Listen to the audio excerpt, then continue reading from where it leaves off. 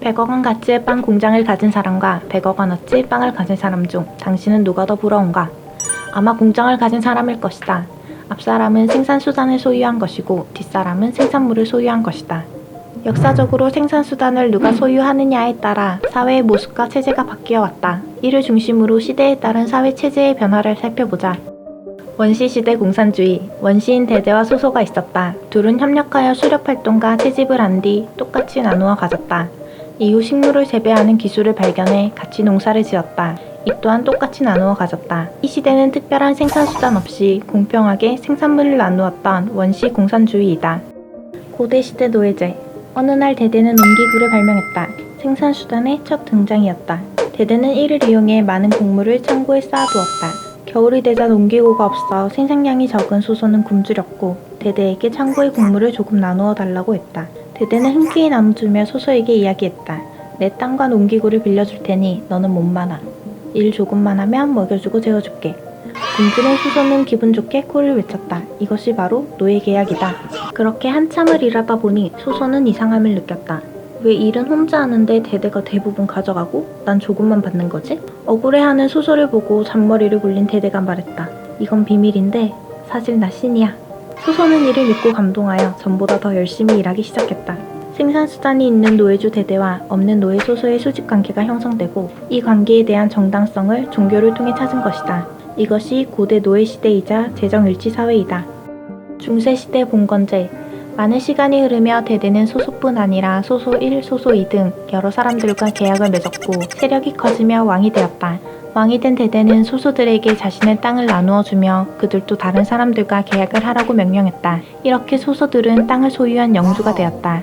생산수단인 땅을 소유한 이들은 많은 서민들을 농노로 고용했다. 땅의 독식으로 힘이 세진 영주들은 더 큰 땅을 위해 서로 전쟁터를 일삼았다. 한편 고대시대와는 다르게 대다수의 사람들은 특정 종교를 믿었다. 그러자 대대는 감히 자신을 신이라 지칭하지 못했다. 통치의 정당성을 위해 대대는 또다시 머리를 썼다. 교회를 짓고 성직자들의 재산을 보호해주는 대신 자신을 공인된 신이 결정한 통치자임을 인정해달라고 하였다. 종교의 힘이 강해지고 사회체제가 튼튼해지자 생산수단이 없는 서민들은 함부로 목소리도 내지 못하는 사회적으로는 안정적인 시대였다. 이러한 이유로 1000년이라는 긴 시간 동안 중세시대 봉건제가 유지되었다. 근대 자본주의.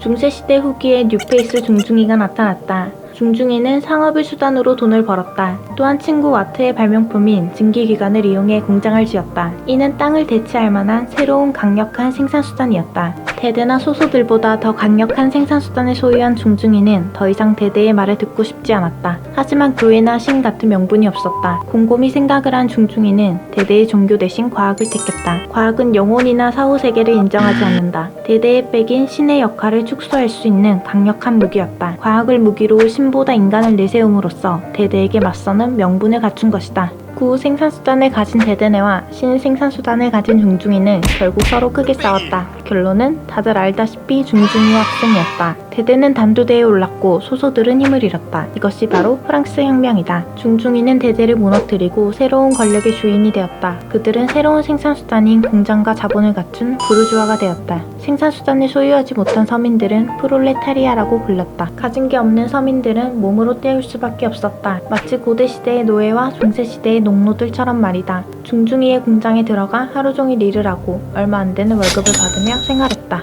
이렇게 인간 사회의 변천사를 생산수단과 생산물로 나눈 것을 마르크스 역사, 유물론적인 역사관이라고도 한다. 생산수단을 가진 자와 가지지 못한 자의 끊임없는 대립을 인간의 역사의 주축으로 보는 역사 관점이다.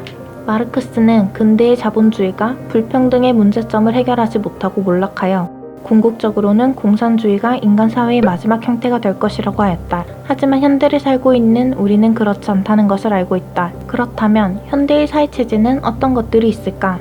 현대의 사회체제는 다양하기 때문에 따로 다루도록 하겠다.